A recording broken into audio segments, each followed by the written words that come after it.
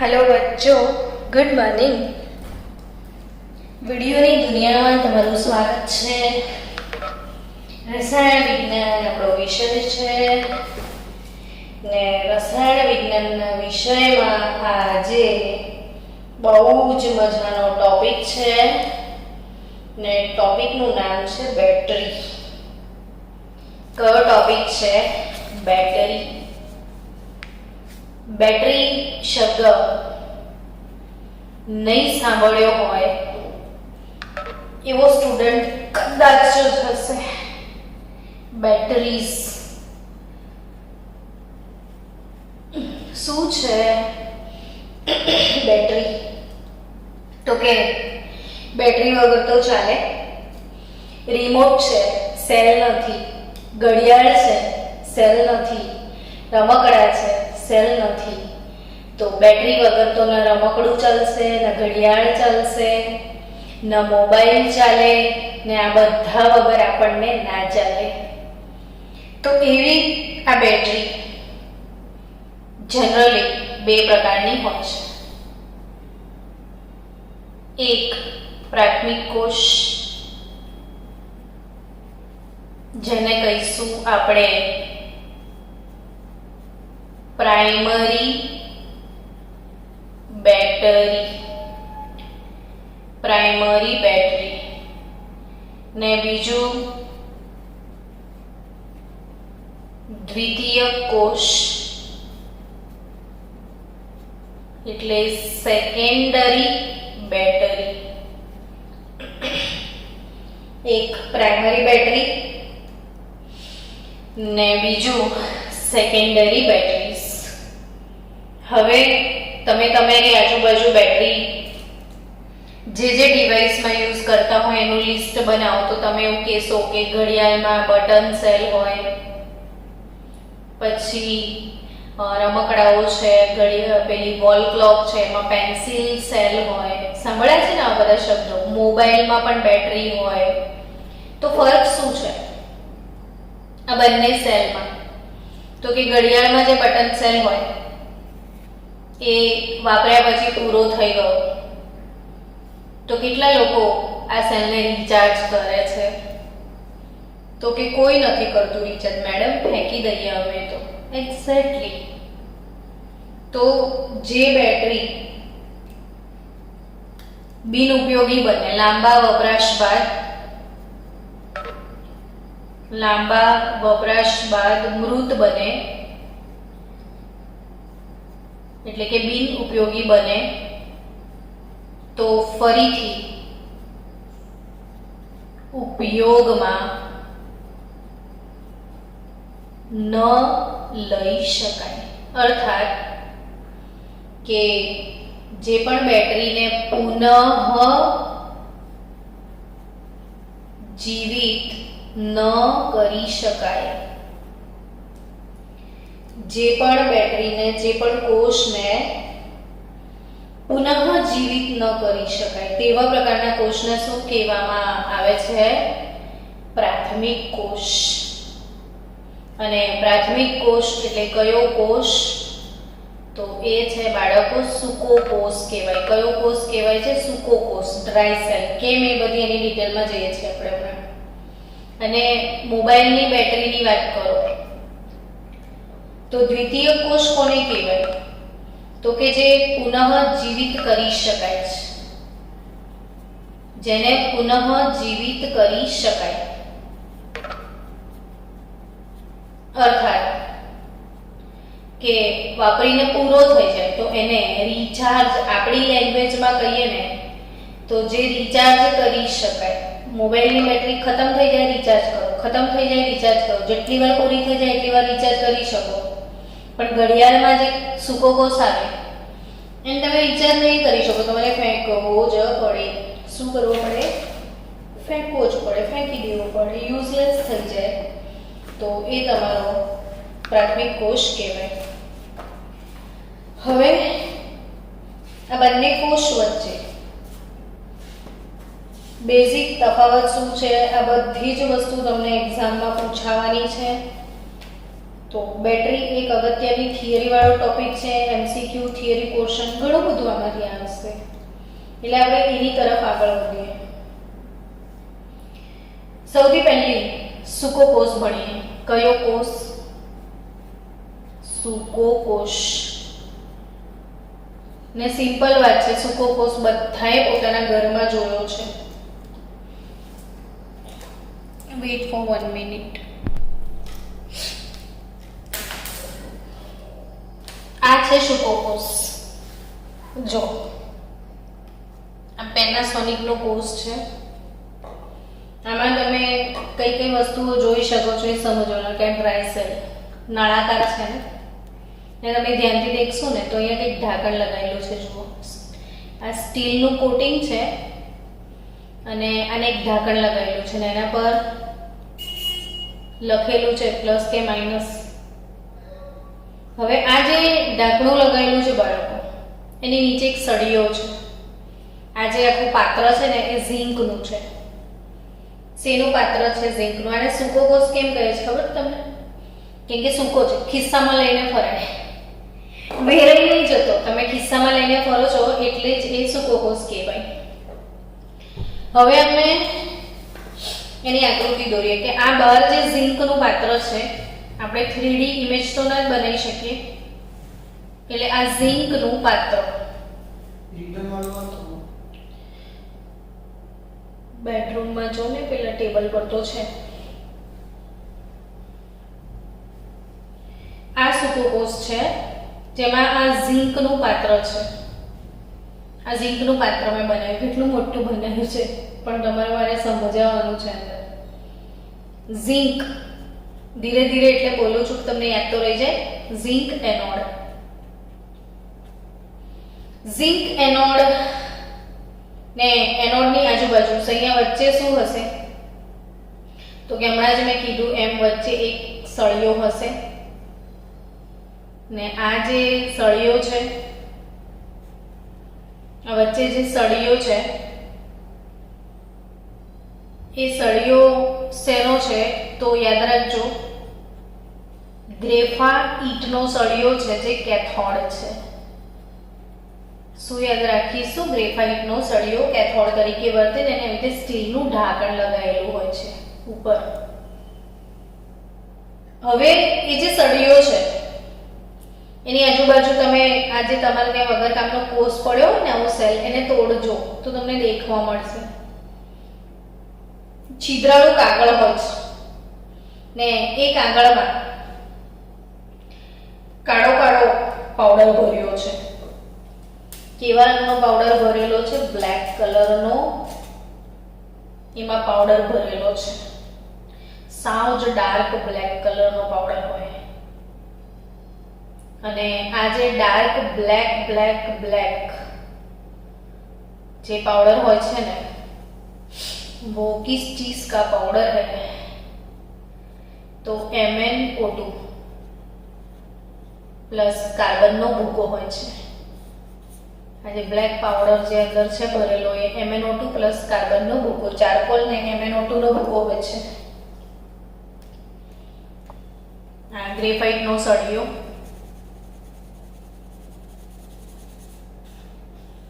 અને ગ્રેફાઇટ ના સળિયાની આજુબાજુ તમે પણ આમ આરામથી ધીરે ધીરે ફિગર બનાવશો ને એટલે મોટા ભાગની વસ્તુઓ જ આવડી જાય. ઉતાવળ કરો તો ભૂલી જાય, ગોખવા જેવું લાગે. એટલે આરામથી કે આ ગ્રેફાઇટ નો સળિયો છે, એની આજુબાજુ બ્લેક કલરનું પાવડર ભરેલું છે, અને એ બ્લેક કલરનું જે પાવડર છે, મસ્ત બ્લેક કલરનો પાવડર બનાવી દેજો. એ MnO2 પ્લસ C નો ભૂકો છે, અને હવે એની આગળ પાછળ આમાં પણ પાવડર ભરેલો હશે. આરામથી તમે કલર ભરજો એટલે તમને મજા આવશે. તો આ જે બહાર પાવડર છે કયો? તો એ કસાની લુગદી હોય છે. લુગદી કોને કહેવાય? કે જે આઈસ્ક્રીમ કેવું જાડું ઘટ્ટ પેસ્ટ જેવું હોય, લુગદી કહેવાય. તો શેની લુગદી હોય છે? તો કે NH4Cl એમોનિયમ ક્લોરાઇડ અને ઝિંક ક્લોરાઇડની લુગદી ભરેલી હોય છે. NH4Cl અને ZnCl2 ની લુગદી હોય છે ને આવો ડ્રાય સેલ હોય ને આ ગ્રેફાઇટ નો કેથોડ છે. ઝિંકનું પાત્ર જે છે એ એનોડ તરીકે વર્તે છે અને આપણો જે આ સૂકો કોષ છે એનો વોલ્ટેજ જનરલી આવાળા કોષનો પોટેન્શિયલ જે છે એ 1.5 વોલ્ટની બેટરી હોય છે. આ બેટરી કેટલા વોલ્ટની છે? 1.5 વોલ્ટની બેટરી છે. હવે આમાં એનોડ પર ને કેથોડ પર કઈ પ્રક્રિયાઓ થાય છે એ સમજવાની છે. તો કે એનોડ છે શું? તો કે ઝિંકનું પાત્ર. કેટલું ઈઝી ગોઈંગ વાત છે ને, આમ જ યાદ આવી જાય કે એનોડ શેનો બનેલો છે? તો કે ઝિંકનો. એનોડ શેનો બનેલો છે? ઝિંકનો. ને ઝિંકનો એનોડ ઓક્સિડેશન સમીકરણ રમતા રમતા બગાસા ખાતા ખાતા આવડે કે ઝિંક માંથી ઝિંક +2 બને ને 2 ઇલેક્ટ્રોન લૂઝ કરે. એનોડ પર આખા ગામને હવે તો ખબર છે કે એનોડ પર તો ઓક્સિડેશન જ થાય.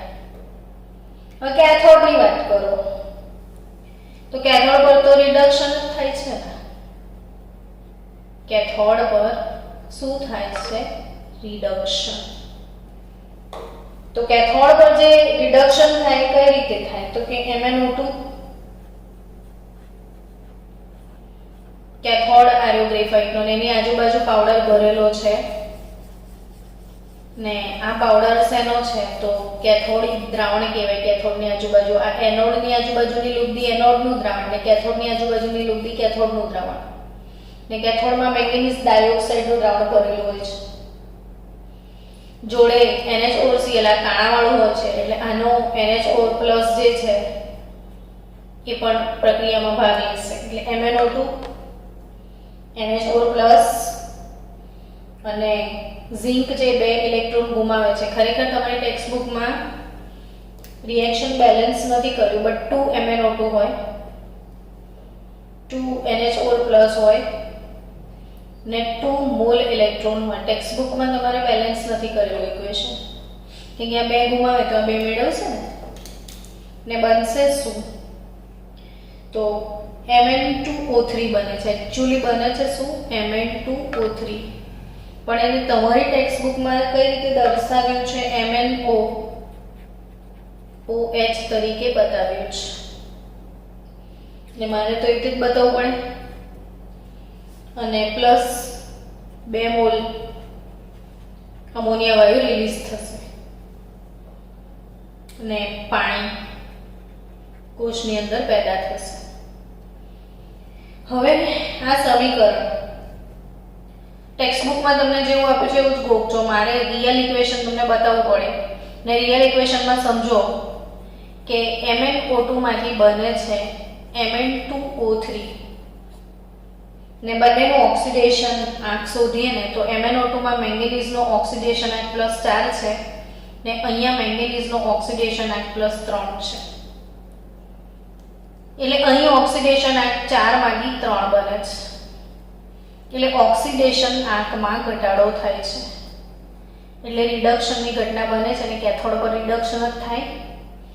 તો હવે સવાલ એમ થાય કે આ કોષને રિચાર્જ કેમ ના કરાય? કેટલું સરસ રિચાર્જ કરતા હોત તો મજા ના આવતી મેડમ? થાય ને એવું?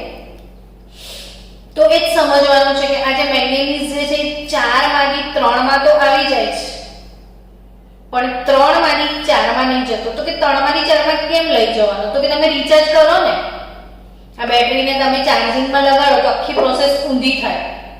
કેથોડ વાળું ઇક્વેશન એનોડ પર આવી જાય ને એનોડ વાળું ઇક્વેશન કેથોડ પર થાય. કેથોડ એનોડ બદલાઈ જાય તમે રિચાર્જ કરો ત્યારે. એટલે આ ઇક્વેશન અહીંયા ને આ અહીંયા ને પ્લસ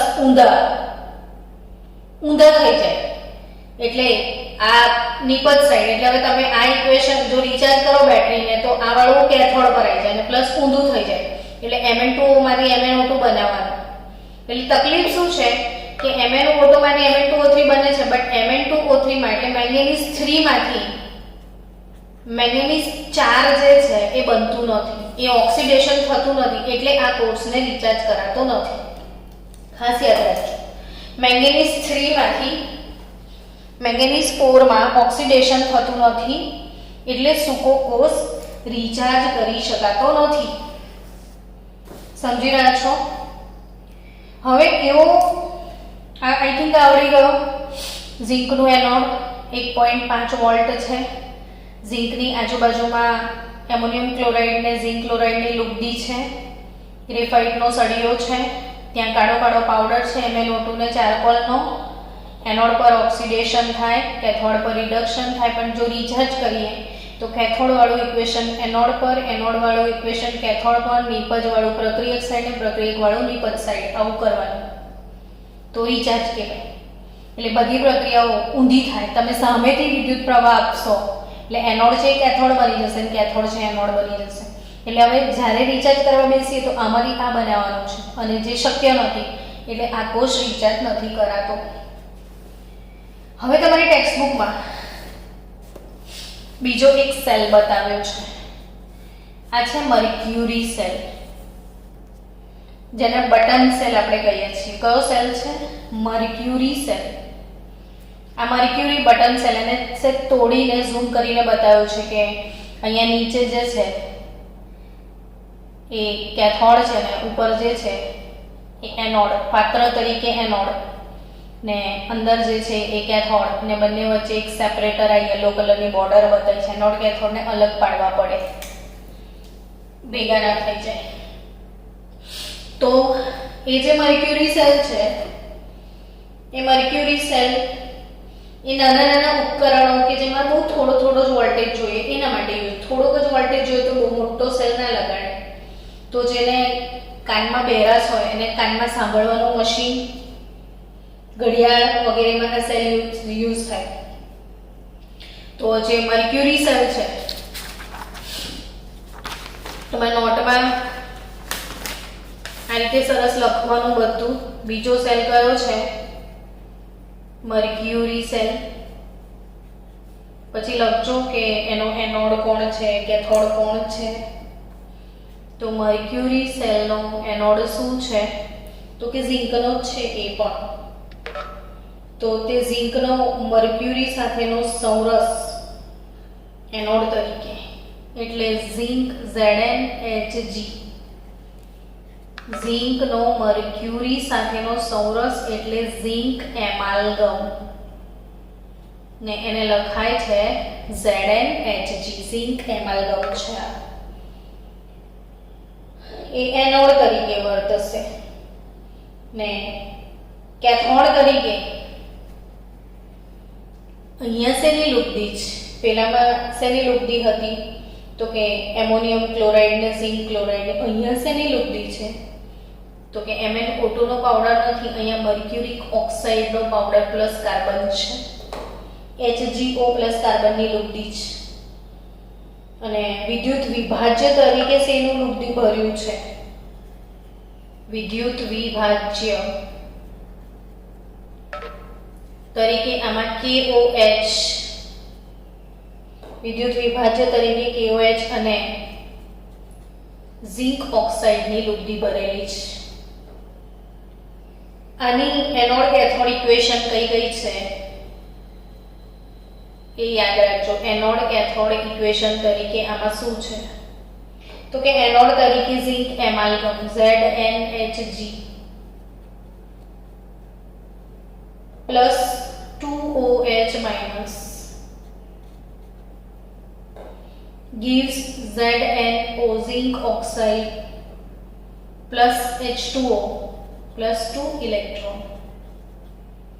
ઝિંક એમાલ્ગમ અહીંયા લખ્યું છે મેં એનોડ તરીકે ઝિંક એમાલ્ગમ, ઝિંકનો મર્ક્યુરી સાથેનો સમરસ. ને એ ઝિંક એમાલ્ગમ હાઇડ્રોક્સાઇડ આયન સાથે પ્રક્રિયા કરીને ઝિંક ઓક્સાઇડમાં કન્વર્ટ થઈને 2 મોલ ઇલેક્ટ્રોન લૂઝ કરે એટલે ઓક્સિડેશન થયું કહેવાય. સમીકરણો યાદ રાખવાના થોડાક ટફ છે પણ એ રાખવા તો પડશે જ, છુટકારો બી તો નથી આપણે. કેથોડ, તો કે કેથોડમાં HgO ની લુગદી છે તો પ્રક્રિયા બી HgO ની થશે ને, HgO પાણી 2 મોલ ઇલેક્ટ્રોન અહીંયા મૂકી દેવાનું. HgO પાણીને ઇલેક્ટ્રોન લઈ લેશે એટલે મર્ક્યુરી પ્રવાહી તરીકે બનશે અને ફરીથી અહીંયા 2 મોલ હાઇડ્રોક્સાઇડ આયનો ઉત્પન્ન થઈ જશે. ને આ બંનેને ટોટલ કરો, આ બંને પ્રક્રિયાને, તો એકંદર પ્રક્રિયા શું થશે? તો કે H2O2 ઇલેક્ટ્રોન બધું કટ થઈ ગયું. તો ઓવરઓલ પ્રક્રિયા થશે zinc mercury plus mercuric oxide HgO gives zinc oxide plus Hg liquid. તો આ થશે તમારું મર્ક્યુરી સેલ જેનો પોટેન્શિયલ છે 1.35 વોલ્ટ. કેટલો પોટેન્શિયલ છે આ બેટરીનો? 1.35 વોલ્ટ. તો આ થયું તમારું પ્રાથમિક કોષ. ચલો હવે દ્વિતીય કોષ. દ્વિતીય કોષ એટલે સેકન્ડરી બેટરી કોને કહેવાય?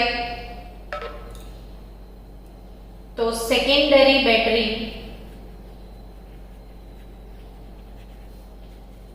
કોને કહેવાય? તો કે એને કહેવાય જે એકવાર વાપર્યા પછી ફરીથી પુનઃ ઉપયોગમાં લઈ શકાય. ને એવો સરસ મજાનો કોષ છે લેડ સંગ્રાહક કોષ. કયો કોષ? લેડ સંગ્રાહક કોષ. ને આ લેડ સંગ્રાહક કોષ જે છે એમાં એના એનોડ કેથોડ એ બધા ખાસ તૈયાર કરવાના છે આપણે, તો ધ્યાન આપજો. આ ફરીથી રિચાર્જ કરાય એટલે એક્ઝામમાં જુદી જુદી રીતે પ્રશ્નો આવશે કે ભાઈ આની ચાર્જિંગ ઇક્વેશન કઈ છે અને ડિસ્ચાર્જ ઇક્વેશન કઈ છે, અને બધી જ જાતના સવાલો તમને હેરાન કરશે પરીક્ષામાં. તો એના ચાર્જિંગ ડિસ્ચાર્જિંગ બધા ઇક્વેશન્સ તમારે ભણવાના છે. ચલો, એનોડ અને કેથોડ તરીકે શું? તો કે લેડ સંગ્રાહક કોષમાં લેડ ના હોય તો બીજું શું હોય? બંને બાજુ લેડ હશે. એનોડ તરીકે પણ લેડ, કેથોડ તરીકે પણ લેડ. પણ એનોડ તરીકે લેડની પ્લેટ હશે, જ્યારે કેથોડ તરીકે PbO2 નો અસ્તર ચડાવેલો હશે. આના પર લેડ ઓક્સાઇડ હશે અને બહુ જ બધા કાણા કાણા હશે. સ્પંજમાં કેવા કાણા હોય તો પોચું પોચું વાદળી જેવું હશે, એકદમ સોફ્ટ હોય, છિદ્રાળું હોય. લખજો નોટમાં જોડે જોડે. તો આ છિદ્રાળું જે એનોડ અને કેથોડ મૂક્યા છે, લેડ ડાયોક્સાઇડ નો લેયર છે, શેનું દ્રાવણ ભરીશું? તો કે દ્રાવણ સલ્ફ્યુરિક એસિડ નું ભરીશું. ઊંઘ આવતી હોય તો કહેજો.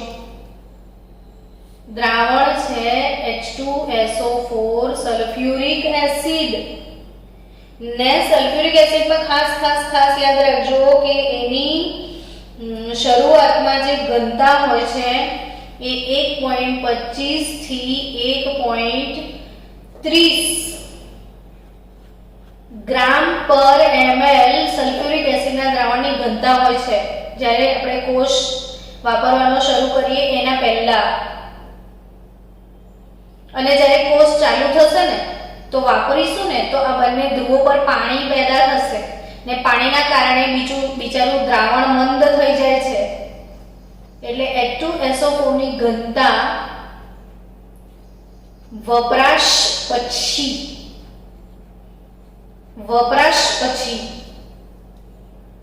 1.10 થી 1.15 ગ્રામ પર ml હોય છે. વપરાશ પછી કેટલી હોય છે? 1.10 થી લઈને 1.15 ગ્રામ પર ml. અને બિફોર વપરાશ શરૂઆતમાં 1.25 થી 1.30 ગ્રામ પ્રતિ ml ઘનતા હોય છે. ને એ જે સલ્ફ્યુરિક એસિડનું દ્રાવણ છે, એ સલ્ફ્યુરિક એસિડનું દ્રાવણ એની સાંદ્રતા જે છે એ 38% W/W સાંદ્રતા ધરાવતું સલ્ફ્યુરિક એસિડનું દ્રાવણ એમાં ભરવામાં આવે છે. હવે આમાં જ્યારે કોષ ચાલુ થાય, અત્યારે આપણે વાપરી રહ્યા છીએ બેટરી, તો એને ડિસ્ચાર્જ કરી રહ્યા છે એવું કહેવાય. એટલે એની ડિસ્ચાર્જિંગ પ્રક્રિયાઓ પરીક્ષામાં બહુ જ ધ્યાન આપવું પડશે. તમને કઈ પ્રક્રિયાઓ પૂછી છે, ચાર્જિંગ પૂછે છે કે ડિસ્ચાર્જિંગ પૂછે છે? તો એનોડ પર શું થશે? તો કે એનોડ છે લેડની પ્લેટ તો છે એનોડ, તો એનોડ પર તો હંમેશા ઓક્સિડેશન થાય, એટલે ઓબ્વિયસલી Pb માંથી Pb+2 બનશે અને બે ઇલેક્ટ્રોન એ ગુમાવશે. પણ સામે દ્રાવણમાં સલ્ફેટ હાજર છે, એટલે Pb માંથી બનશે Pb+2 અને દ્રાવણના સલ્ફેટ સાથે પ્રક્રિયા કરીને બનાવી નાખશે PbSO4. અને પણ Pb માંથી Pb+2 બને એટલે બે ઇલેક્ટ્રોન ગુમાવે છે આયન. તો એનોડ પરની પ્રક્રિયા સરળ છે. Pb+SO4-2 gives PbSO4+2 electron. ને કેથોડ પર શું થવાનું છે? તો કે કેથોડ પર છે શું? તો કે PbO2 નો લેયર છે. કેથોડ શેનો છે? લેડ ડાયોક્સાઇડ નો છે. તો પ્રક્રિયા બી લેડ ડાયોક્સાઇડ ની થાય ને, PbO2 ની થશે. કેથોડ પર બી સલ્ફેટ વપરાશે, દ્રાવણમાં ઓલરેડી છે એટલે. ને PbO2 સાથે સાથે દ્રાવણમાં સલ્ફ્યુરિક એસિડના 4H+ એટલે 2 મોલ H2SO4 જ વપરાઈ રહ્યો છે અલ્ટિમેટલી. પ્લસ આને જે ગુમાવ્યા છે એ 2 મોલ ઇલેક્ટ્રોન મેળવશે અને બનશે PbSO4 plus 2H2.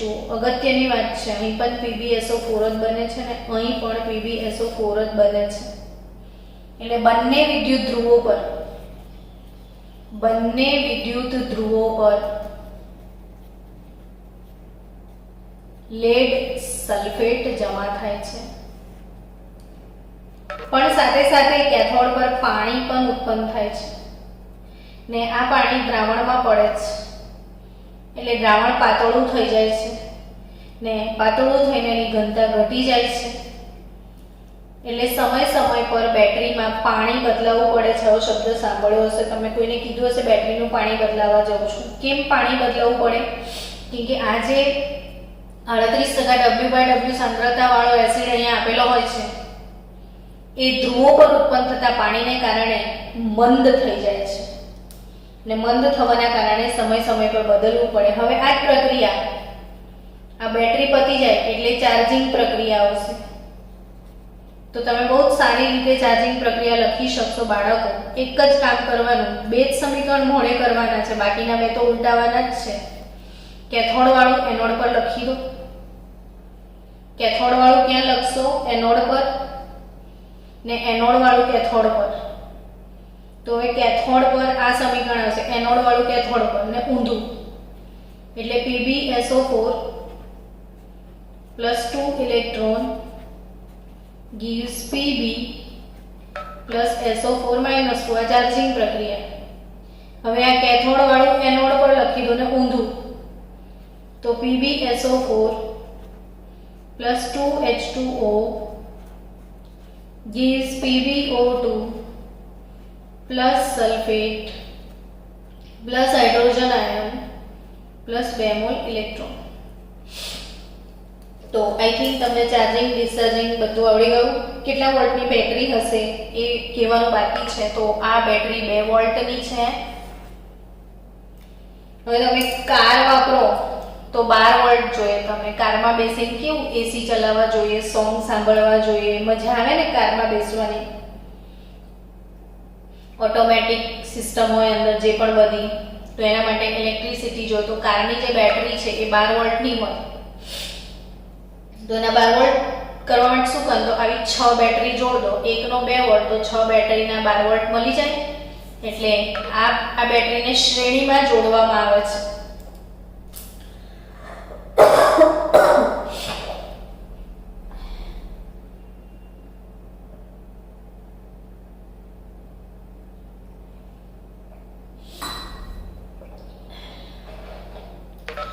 12 volt current જોઈએ તો 2 વોલ્ટની 6 બેટરી જોડશો.